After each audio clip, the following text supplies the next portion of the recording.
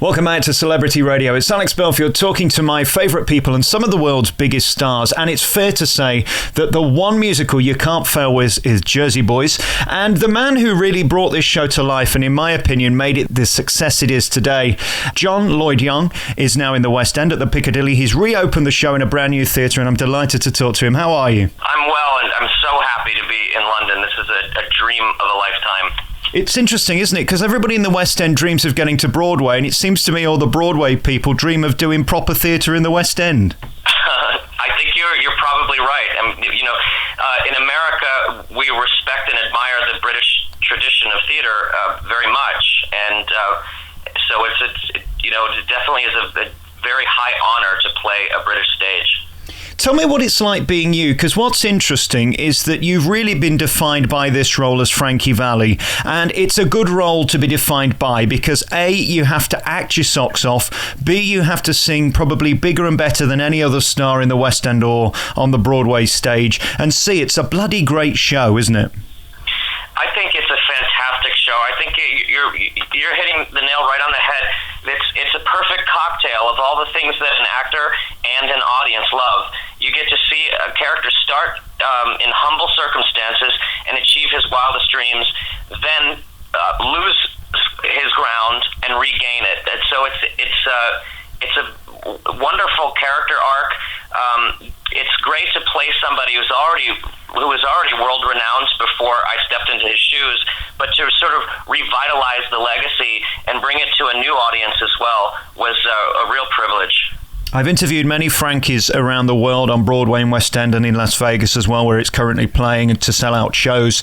And I always say to the people that play this role, you can't fake it. This is a show that has to be sung through entirely. There's two things that amazes you. One, you sit there and go, oh my God, I didn't realise they did that, that and that. And then you sit marvelling at your falsetto. What is it? How do you describe your voice? Because it's very high, isn't it? It is, and Frankie would tell you this also, that the best high falsetto singers are actually, technically as singers, baritones. I don't know what it is, but one of my voice teachers said it has something to do with the resonance of the voice. The lower that you can go, the higher you can reach in your falsetto. So if you have a falsetto, oftentimes you're a baritone. And again, this show crescendos. It's not as if there's one 11 o'clock number. There's about 11 o'clock numbers. You really get to shine. And it must be amazing for you. I just think this is probably the greatest show to be in if you want to be a rock star, because you get hit after hit after hit to sing, don't you? Well, yes, and and every single time that I step on the stage in this role, I become a rock star. The character becomes, and we see that process. So it's by the end of the show, he's the legendary Frankie Valli. At the beginning, he's just a guy nobody knows named Frankie Castelluccio. That's right, and what I love about it is it's not nice, this show. This ain't Disney, this hasn't got giraffes in it. This is a real story of quite dark people that had to go through some quite dark things to get to where they became. Well, it's that delectable sort of American mythology of the East Coast working class Italian American experience, right? The mafia sort of edged experience where you've got guys from the wrong side of the tracks with a dream, and through true grit, albeit East Coast style true grit, they achieve everything they dreamed of. The relationship between Frankie and Bob, I think, is fascinating. It's a 50-50 deal of Frankie is the voice and Bob is the genius behind the music. And what I love is the sentiment that you're left with at the end is that it was all done on a handshake. There was never a contract written. It was all about trust and friendship. That's gone in showbiz now. You would never do that today. And even this musical, The Jersey Boys, was done on a handshake. There's no contract. Yeah, well, they've had that relationship. It's a very special relationship, but I'll tell you, it does happen in showbiz today. I have that relationship with my manager, and we've done very well together. So, I guess it depends on the personalities involved, or maybe I was just influenced by Frankie and Bob. Maybe you were, because when you meet these guys, there's something special about them. I don't know whether you feel it as well. The chemistry that they have is so rare, and in this cutthroat business of show business today, you can't really trust many people. They have undying trust, don't they? And that's what you sort of learn from this show, is if you have a bond and a connection, it's worth going with. And of course, that's what created the 4 seasons, and ultimately this musical, which I'm sure you feel has made your life, because you're so well renowned for it. And of course, the next chapter in this book is the movie, and you're involved in that as well. Yeah, it's funny. Frankie and I never knew each other before this show opened, but now we'll be connected forever. and we've become very friendly over the years. That we actually spent time together on the movie set, watching in awe as Clint Eastwood directed this movie. Why you? I mean, John, I look at your career, I look at your CV, I look at your face on the internet. I mean, why you? Do you sit there at night and think there's probably a million people around the world could do this role and they chose you? I think that there are certain things in an actor's life that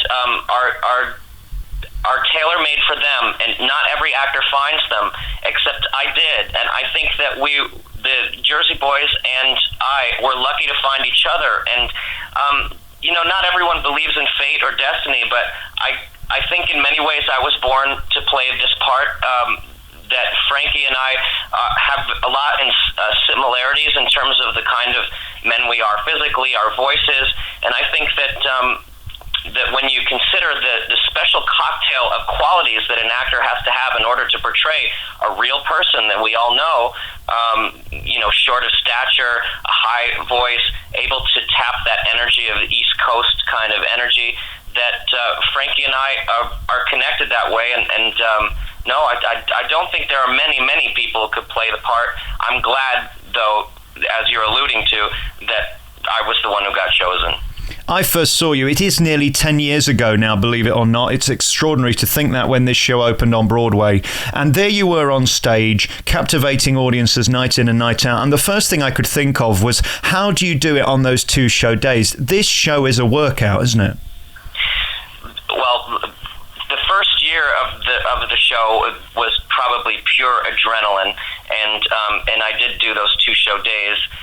But luckily for me and my own survival, when the show had become an established hit, then I didn't do the 2 show days anymore. And now, ever since, across the world, there's a Frankie who does 6 shows and one who does matinees. But that first year was the most work that I've ever done in my life, and I think the ingredient there was that we all wanted it to be a hit, and it was pure adrenaline getting through that really torturous vocal schedule. I've been very lucky to interview most of the stars on Broadway and in the West End, and I always am amazed by their tenacity and their ability to remember everything. It's not just the words to the songs, it's not just the words of the script, you've got to bring it to life, you've got to remember where you've got to be. Literally, you could be killed on these stages. These sets are so complicated and brilliant. Your mind, you could start a conference with it. There's so much going on. How do you remember everything? I know it's an impossible question to answer. Clearly, before one steps on a Broadway or West End stage, one has a month or more of rehearsal, and so you really know the show inside out. And I can't really think of many shows that change once they've opened. So once you've got yourself on top of what your stage activity is, then it's a question of really not remembering what you have to do so much as maintaining a freshness and a spontaneity each new performance. And I've found that for myself, and I can't speak for other actors, but I think that many would say the same, that what keeps a performance fresh when you go up to bat again and again doing the quote-unquote the same performance is that your audience is always new and they have never heard the story. So that's, for me, is what keeps it fresh for me. What's magical about Jersey Boys is it's as fresh today as it was when it opened. It's such a contemporary story. It's a story that we can all associate with. There is a difference, I think, between Broadway and West End audiences. We can be a little bit more reserved, and especially with this show. It's a Jersey story on Broadway, which those Saturday night performances, of which I got to see 2 of them, were the most electric I think I've ever felt in theatre anywhere in the world. Would you agree? There is something about this story being told in New York and it translating around the world. I think in New York, New Jersey is right next door. This next state over from New York is New Jersey. So there's always in the audience and Broadway people who know exactly the milieu that we're functioning in. Whereas on the West End, it's an ocean away, and there's a bit of a learning curve at the beginning of Act 1 where people are getting a sense for their groundings, where they are in the world and what this sort of society is that we're coming out of. But once the group in the story of the show hits with Sherry and their first big songs, then the West End audience is as electric or more than that Broadway audience who already knows the score, so to speak. And again, as I said earlier, the great thing about this show is from the second it opens, you go, did they really write that one? Did they really do that one? And they did, hit after hit after hit. It must be a great thrill to bring these to life. They're mostly upbeat, and then occasionally we come across something like My Eyes Adored You, which I think is probably the most beautiful song in the show. It's magical for you. You get that pin focus, and you've got the audience literally in the palm of your hands. It's a real gift for an actor to have songs that people already love so much as your sort of raw material, and the fact also that the 4 seasons, the 4 characters narrate to the audience, and that the audience is included. As, for example, let's say in the story of the show we're playing a stadium, well, the audience in the theater becomes the stadium audience, so the audience is also a character in our show. It's impossible for them to not get personally invested and go through that journey as though they're a part of it. And then there's the movement. It's very specific. In the same way that Chicago has a look about it, the Jersey Boys has a look about it. Do you know what I mean? There's certain things you do with your hands that no other show does. How long did it take you to master the 4 seasons sort of dancing technique? Well, that was really the brainchild of our choreographer, Sergio Trujillo, who did his research into the movement of the 60s and tailor-made some of those, very typical 60s movements to us, the original cast. It's a very sleek and kind of a cool look and masculine look that really has given Jersey Boys a signature feel. I think much in the same way that Fosse kind of influenced the look and feel of the musical Chicago, Sergio Trujillo's hand is on Jersey Boys. Do you realise how special you are that you've made such an impact around the world? I mean, you're on that CD forever. You're the guy that everybody associates with this musical, and now you've got to do it in the West End. You're about to do the movie. What a life it is for you. Is there any way of summing up sort of you've made it? I think that one becomes an actor because they want to exercise their creativity, but also one dreams when they become an actor of making an impact. Most I think are satisfied to make an impact by being in the original cast of a new play on the West End or Broadway, or becoming a part of theater history in some way. But to become attached to a show that has now become a worldwide phenomenon, that's about to be a film that we all hope will do very well, and to be associated with a role because people love it so much is exactly what you're alluding to. It's a dream come true. It's the privilege of a lifetime, and I will be always so honored to be well known and well loved for this standout role. And of course, you've not just impacted the Great White Way, you've also impacted politics as well. You were appointed by President Barack Obama to the President's Committee on the Arts. Extraordinary. What was that like? Did you get to meet him? I met the president at the White House at their holiday party at the end of last year after having been appointed. Have met Michelle Obama a few times, and working on this committee the Obamas have a very strong history in community organizing, and every administration's arts committee has the personality of administration, and this committee is dedicated to reinserting arts into the curriculum, and they have a project where they're inserting the arts into all subjects in the lowest performing schools. They have 8 schools they started with, and the results are unbelievable. They're just turned around in terms of discipline problems. The sense of community in the school is there where it wasn't before. In one case, the principal of the school fired all of the security officers and instead brought in arts educators, and everything in that school has turned around. So I'm really excited to be doing some very socially important work under the auspices of this really great administration. What a fabulous year for you. And as you say, this movie, The Jersey Boys, comes out later this year. Working with Clint Eastwood, what was that like? No bigger legend in movies, really, is there? No, and it's funny, he has a very stoic, I think, iconic personality across the world, and he's very similar on set. He's a man of few words, but the words that he does share with you have deep impact. So it was a really sort of almost out of body to be walking onto the Warner Brothers lot, not just for my first big studio movie, but starring in it, and to be directed by Clint Eastwood. It was, he's an actor himself, so any sort of insecurity I might have had or question I might have had, he understood immediately where that would come from in the actor, because he is one. So it was a really beautiful partnership between the two of us.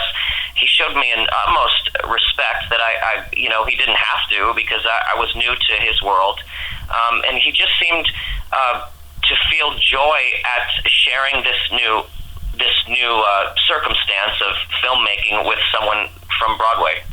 And how rare to have a movie of this international magnitude to feature someone like you. Normally they go for some dopey celebrity who can't sing. This time they've really chosen talent over name.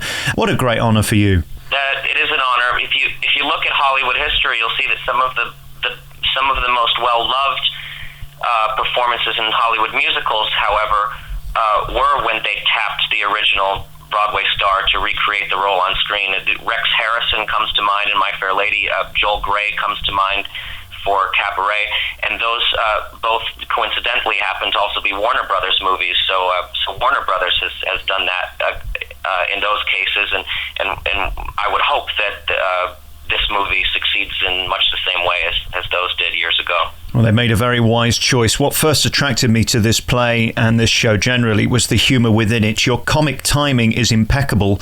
It had to be, because Frankie and Bob and the boys were very, very funny and very New York and very quick-witted. You had to bring that to life. That's what's great about this show. It's funny. It's a wild romp with very colorful characters, and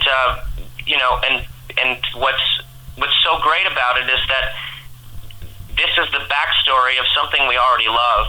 And I think as an audience member myself or anything, I always love to see how something that I already love came to be. And that's what Jersey Boys is. It's something that we take for granted almost because we know this music so well for so many years. And to see how it came to life, and that these people who brought it to life were such colorful, interesting, funny, as you say, characters, is just, it creates an ecstasy in the audience, an ecstatic reaction that on our end as actors, the receiving end, is just so wonderful to experience every night. And of course, guys, don't worry, there is the Jersey Girls as well within the Jersey Boys, isn't there? Yeah, and they play three women play all of the women in our lives, and they're such fantastically talented actresses. You have to watch, and it seems like there are 20 actresses in the show, but that's a testament to the talent of these three women. Listen, I can't say enough good things about the Jersey Boys. I'd never get bored of seeing it. I must have seen it probably 35 times, if not more. Around the world, it is consistently brilliant. It has to be, because you can't fake this role, especially yours. Frankie Valli is an impossible role to play. I still don't know how you manage to do it so brilliantly night after night, but you do. A real pleasure talking to John Lloyd Young. He's the big star of Jersey Boys. It's in the West End at the Piccadilly Theatre. It's new home. What a great thrill to move it to a brand new theatre, to be here for this big launch. And I know you had a gala night, which was a huge success as well. Congratulations. Thank you. I'm so happy to be here and looking forward to seeing the listeners in our audience. Great to talk to you, John. Thanks for coming on the programme.